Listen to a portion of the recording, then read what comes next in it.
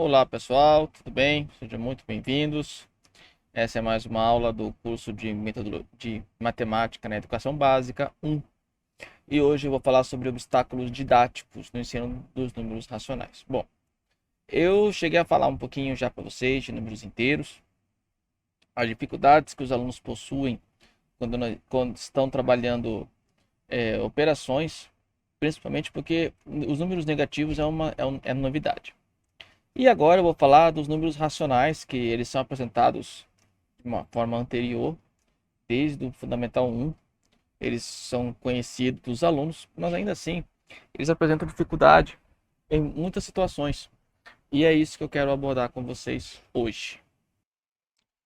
Bom, a primeira parte que eu quero falar para vocês é onde tudo começa, tá?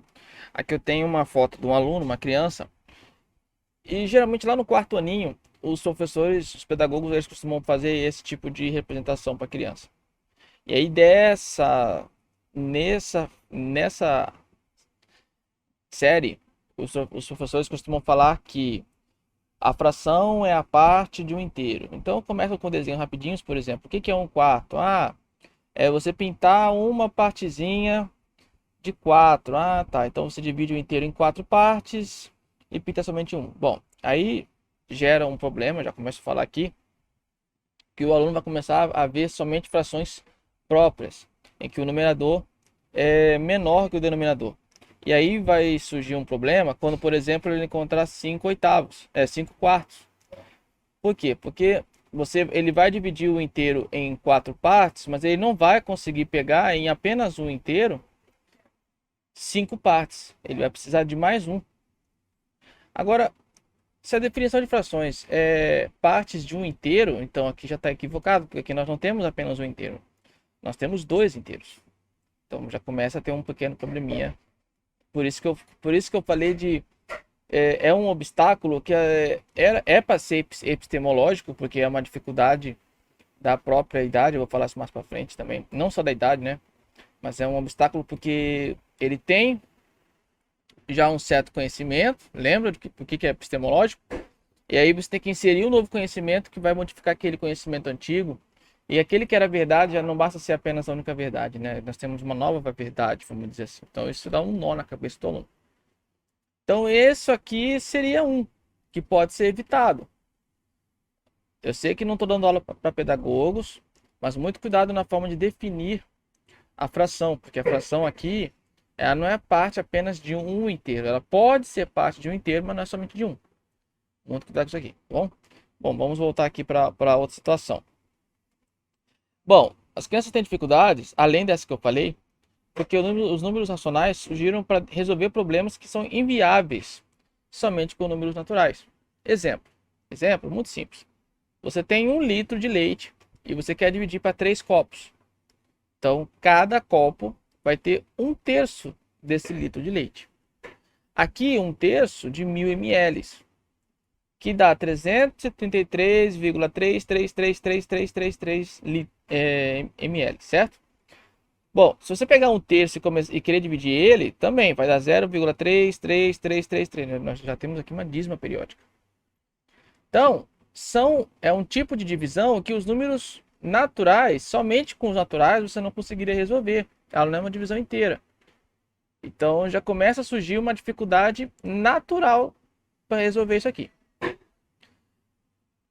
Bom, a outra dificuldade é tentar colocar as mesmas regras dos naturais. Exemplo, você vai operar lá problemas com frações e tem a seguinte situação lá.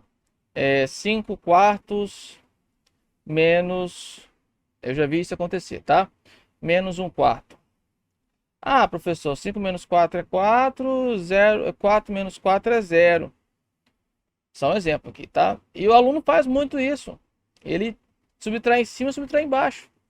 Por quê? Porque ele quer resolver utilizando as mesmas regras dos números naturais. Conjuntos diferentes, regras diferentes. Outra situação. E essa situação eu vi num estudo. Deixa eu só ver se eu consigo apagar isso aqui. Será que eu consigo apagar? Não sei. Ah, consigo. Outra situação que eu também consigo, que eu vi no estudo, muito interessante foi a questão da sequência numérica. Como assim, professor? Olha só. Na reta numérica, a gente já sabe questão de sucessores, né? Eu não vou conseguir. Gente, olha, tá zoado aqui. Era para ser uma reta certinha, tá? Porque tô tentando fazer a graça de dar aula pelo PowerPoint. Bom, os números naturais, tá? Falando tudo naturais ainda, nem cheguei nos inteiros. Então vamos colocar dos racionais positivos. O primeiro número aqui é o zero, né? Aí vem o 1, 2, o 3, 4, 5, e aí vai.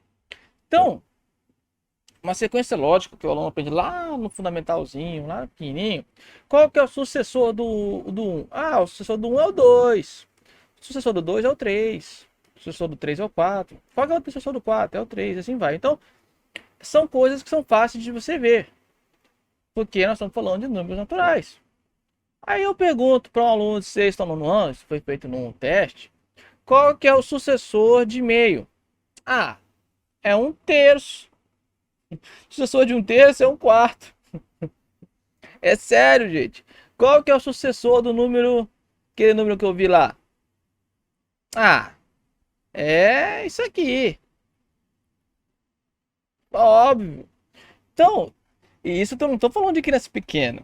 Estou falando de sexto ao nono e se duvidar, capaz de adulto estar pensando assim também. Então é uma coisa grave.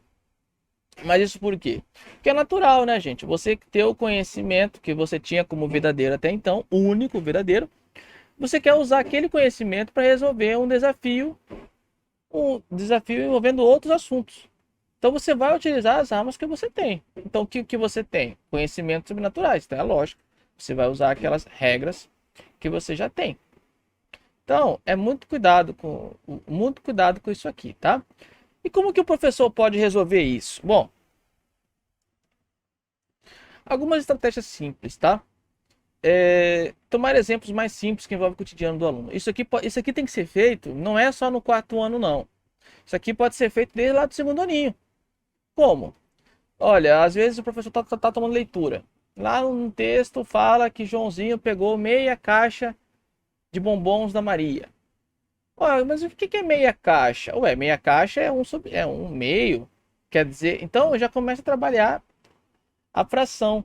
Tudo bem que aqui a fração tem que ser própria mesmo. Eu acho que a criança não tem ainda o desenvolvimento, né? Já é um obstáculo da idade, que eu esqueci agora o nome, que são 4 tipos de obstáculo. Lembra, gente? São 4 tipos de obstáculos.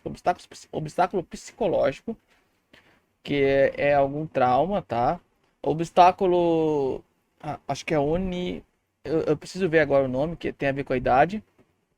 Obstáculo didático, que tem a ver com o professor, e obstáculo epistemológico, que tem a ver com o conhecimento adquirido anteriormente. Tá bom? Então, olha só. Já pode trabalhar frações. Um terço. Por exemplo, aquela questão do leite, ou questão de receita.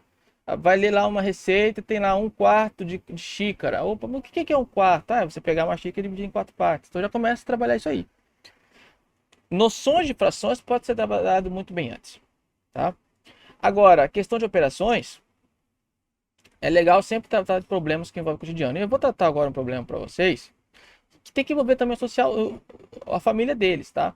E eu vou envolver a bitola do cano. Bom, eu vou explicar para vocês. Eu tava tentando aqui em casa,